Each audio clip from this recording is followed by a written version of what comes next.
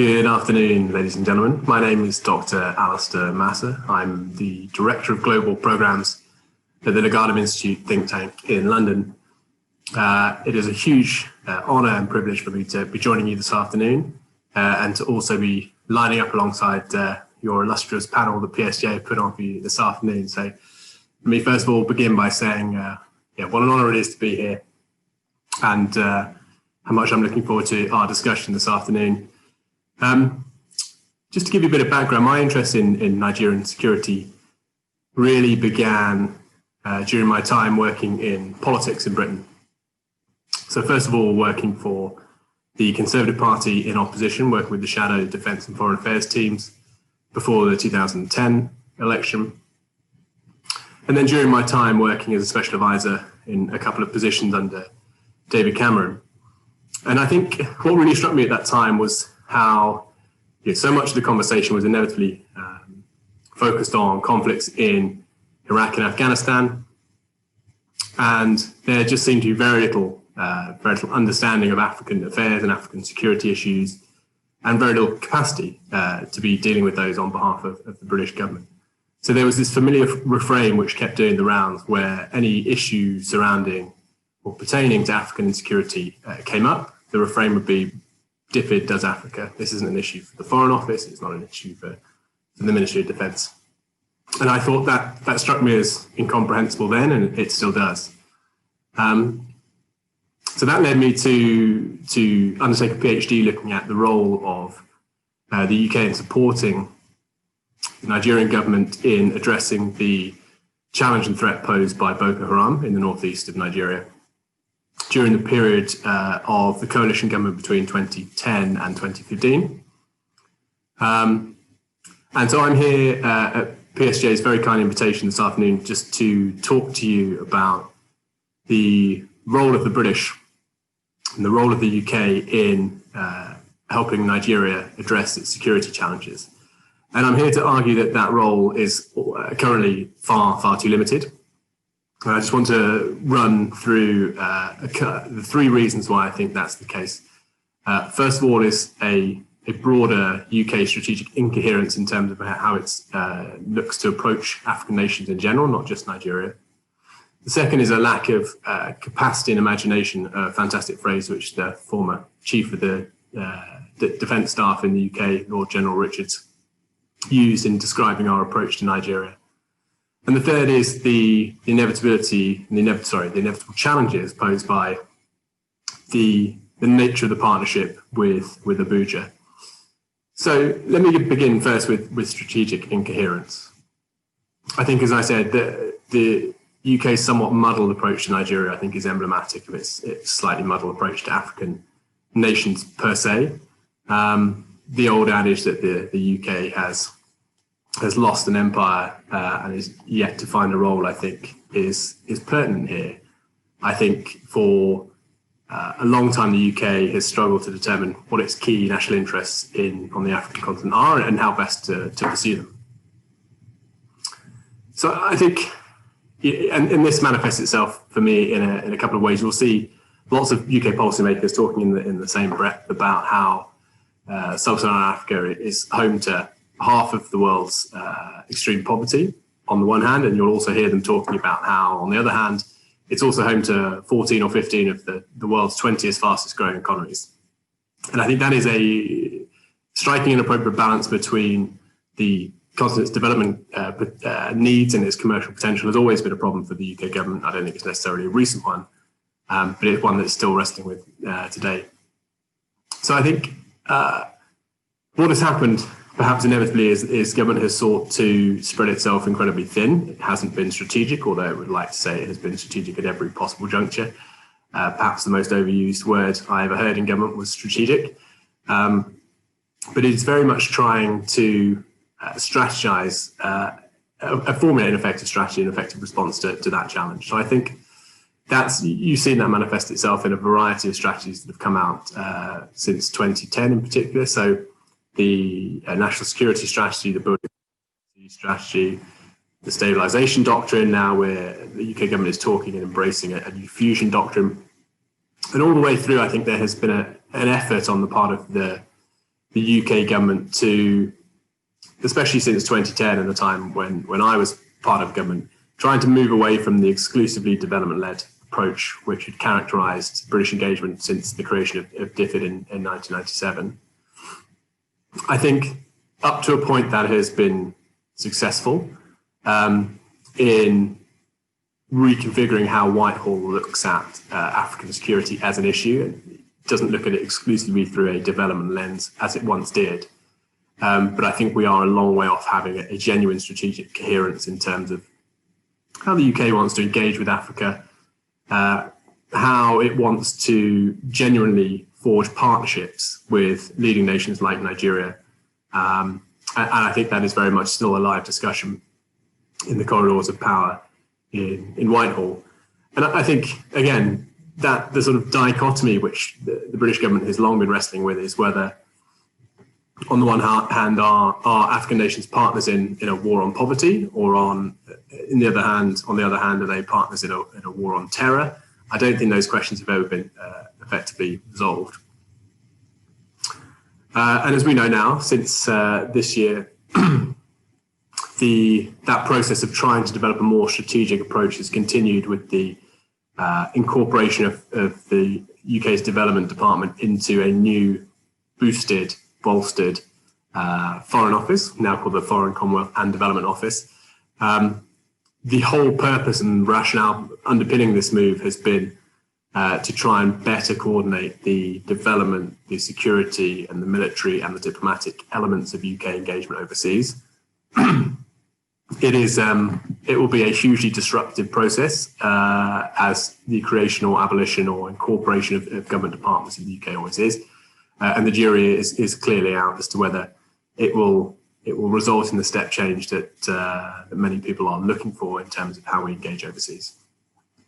So that's just, excuse me, just to give you a sense of where I think some of the UK's approach to African nations like Nigeria has been a bit muddled. Second thing I want to touch on is what I mentioned David Rich has described as the lack of capacity and imagination. I think just to start off with the lack of capacity, I mean, the reality is that the impact of the global financial crisis was phenomenal on the UK's ability to leverage influence of any description overseas. We're now obviously in the midst of a global pandemic, which is going to have financial as well as health care repercussions, possibly beyond our wildest imaginings. But it's all too easy to forget that only back in 2010, when the coalition government in the UK was trying to wrestle with the impact of the global financial crisis, to forget how severe the situation was. I remember some of the familiar refrains were that the UK had the largest budget deficit of any country in Europe at the time, and its highest budget deficit in recorded history since the end of the Second World War, which puts it into some context. And not only that, public sector borrowing was accounted for about £1 in every £4 spent. So the debt burden and the need to tackle deficits and not to continually accrue successive deficits was a huge problem for the coalition government, and one it was determined to tackle. But as anyone working in government will be familiar,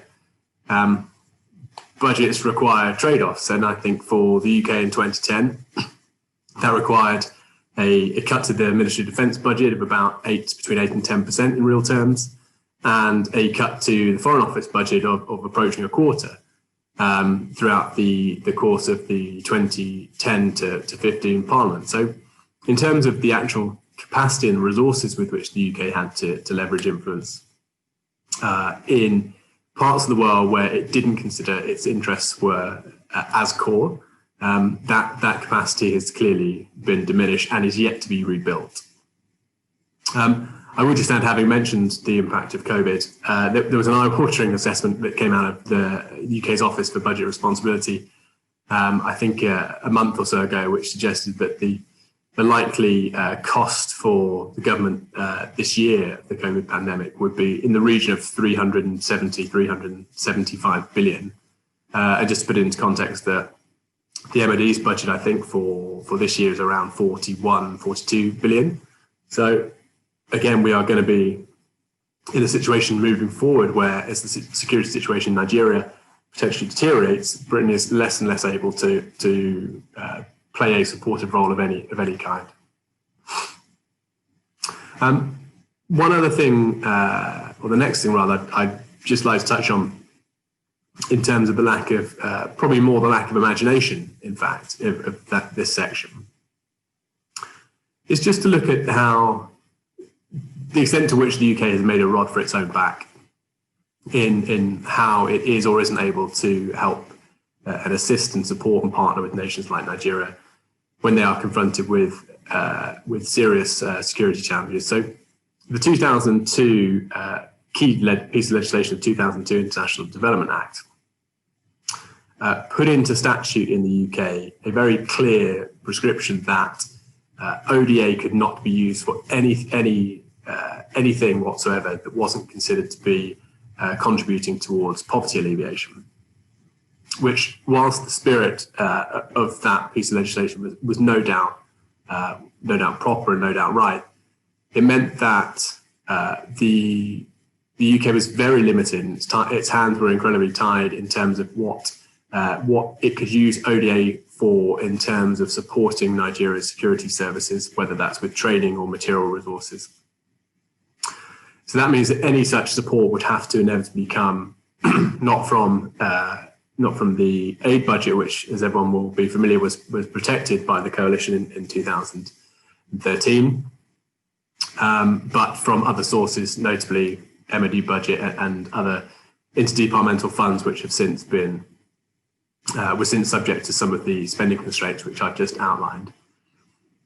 I think the next thing I wanted to touch on was just the slightly alarming lack of understanding of Nigeria's security, economic, societal dynamics outside of the Department for International Development. So I think back to the statement I started this discussion with, where I was repeatedly told that DFID does Africa. I think it was very interesting how so much, since the DFID's creation in 1997, so much of the expertise around the African continent was moved out of the Foreign Office and into DFID. And as a result, there was, especially when it came to issues around African insecurity and Nigerian insecurity, and this was highlighted very, very acutely by the Chibok kidnappings in 2014. When the leader of Boko Haram, Abu Bakr Shekau, released a video in Hausa, there was no, and I remember the former British High Commissioner to Abuja telling me this, there was no capacity within the UK government to translate that video at that time. So a frenzied search was undertaken throughout Whitehall and Westminster to see if someone could translate that video. And the person they found who was able to do it was actually working in the Department for Work and Pensions. So not involved in any way, shape or form in the issues of Nigerian security at all. So I think, what does this mean? This means that Britain is still trying to address the impact of what I would characterize as the developmentalization of its approach to Africa. African nations like Nigeria, the UK approach has been almost exclusively development-led since 1997. And I think you're now seeing efforts to, and sincere efforts on behalf of the UK government to address and support its Nigerian partners, but inevitably, because of a lack of resource and for other reasons which I've just outlined, it is very piecemeal. So I'm sure our audience will all be familiar with the British military assistance and training teams, which the UK British Army is running over in various parts of Nigeria, trying to upskill elements of the AFN and start to embed some of the principles of security sector reform within those units. It is an entirely virtuous endeavour, and it is trying to do the right thing. I would argue it is doing it on far, far, far too small a scale to be effective. So just by way of anecdote, there was the BMAP team put out a tweet not too long ago, which was saying that a counter IED training program it was running, was likely to have trained, I think, 150 members of the AFN over the last 3 years. I think we would all agree that level of training and on that scale is not going to be sufficient to engender the kind of step change in the Nigerian military that is required. So just to come on to the third and final segment, which I wanted to cover, which is to look at the nature of the partnership the UK has had with successive administrations in Nigeria, and how the extent to which, I guess, this is a major part of the problem. So I think it won't shock anyone to learn that Nigeria is a challenging security partner for the UK for a whole host of reasons. I think one of them, the first but not the least, sadly, is around a level of complacency regarding the severity of some of Nigeria's security challenges. I think it's very interesting to see the pretty slow initially evolution of the threat posed by Boko Haram, from one which was contained largely in Borno State to the state of emergency in I think 2013, to suddenly you had an organization which had been training in Mali and learning insurgency tactics there, and it had been making active efforts to broaden its outreach and to connect itself with international Islamist networks. I remember when the stories of documents recovered from Osama bin Laden's compound in Abbottabad in 2011 were saying that the Boko Haram and its leadership were part of, I think it was about, £3 million that Al-Qaeda had distributed around Islamist groups in Africa. So, it's clearly, Boko Haram was clearly, had always been posing a challenge, and I don't think it was one that was taken sufficiently seriously by the Jonathan administration, probably until the Chibok kidnappings in 2014. I think the next thing to touch on is just the challenge that has been very, very evident around the conduct of Nigerian military and security services. And I think we've seen this most recently with the SARS issue and the huge groundswell of protests and outrage about their conduct. But I think it's clear a lot of the traits and a lot of the heavy-handed tactics, things like detention without trial, extrajudicial killings, conducted by the military and security services in Nigeria, very sadly, they are not new phenomena. Instead, we've seen them for years and years, and actually, it's very clear that some of those tactics actually have exacerbated the insurgency in the country's northeast and posed a huge problem for wrestling the Boko Haram insurgency. I think there's lots of anecdotal evidence about misconduct. And I remember, I think it was David Richards again, who, when I interviewed him for my PhD, was keen to point out that Nigerian forces had been deployed to Darfur, for example, and there were widespread instances of personnel selling their equipment and their rifles to militants, simply because their pay was so poor, or they just weren't getting their pay, full stop. The next issue I wanted to cover, which is a reason why Nigeria is proving to be a difficult security partner, is the somewhat inevitable familiar challenge of corruption. This has been a major issue. It will not come as a surprise to anybody. I think Nigeria was 146 out of 180 countries in the latest Transparency International Corruption Perceptions Index. And I think this has huge ramifications for its ability to be an effective security partner. Again, I think it was the 2015 instance of Sambo Nasuki, the former national security advisor, being arrested for the alleged theft of around £2 billion from Nigeria's security budget.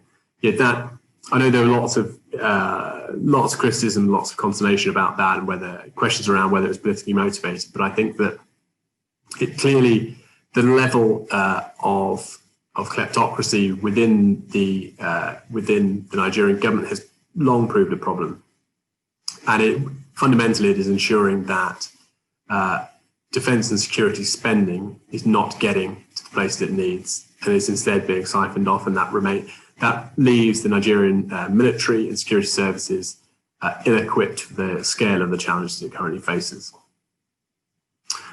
There's also a challenge around capacity, which has long been of concern to the UK government. The Nigerian army, the AFN, is not considered a meritocratic institution by many people in the UK. I think this is a reflection of the nature of the vacillation, I guess, between civilian and military rule in Nigeria, and Nigeria's long history of military leadership and dictatorship. But it means that since the transition to civilian rule in 1999, the military has been viewed with varying degrees of suspicion by civilian rulers in Nigeria. And I think as a result, they have taken various steps to try and lessen its impact and influence in Nigerian society, and to make sure that it is staffed with supporters of the administration. And as a result, it has weakened the effectiveness of the Nigerian military without a shadow of a doubt. So just to sum up, I think the implications of these three elements which I've outlined on the UK's both willingness and ability to partner with the Nigerian government, I think they're pretty profound. I think the UK is still, as I mentioned, trying to address the fact that in today's globalized globalized world, that a threat that is fomenting in a region of Nigeria or a country like Nigeria, the UK is not immune from that kind of threat, whether it's an insurgency, whether it's the migratory pressures it induces, or whatever that is. The UK cannot be immune. I think the fact it's also clear we have precious little time to help Nigeria address its insecurity. I think there was a lot of talk within the UK government back in 2013, 14, around the time of the state of emergency, that if we were serious about preventing ungoverned spaces falling into the hands of terrorists in places like Afghanistan, we needed to look much, much more seriously at what was going on in Nigeria. And I think, as much as it depresses me to say, I think there are pockets of insecurity remaining within Nigeria, which could easily be classified as ungoverned spaces.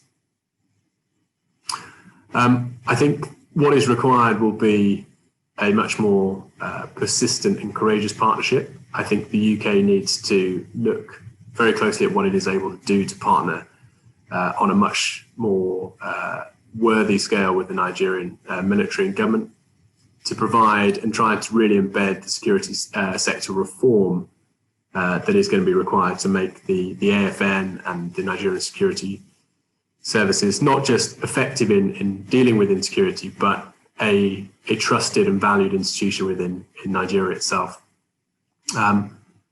Obviously, the evidence of the past few weeks is troubling, and clearly that security sector journey is going to take some time, but we cannot afford to delay. And with that, I'd like to conclude my remarks and thank you all for your patient attention, and look forward to speaking to you soon. Thank you. Bye.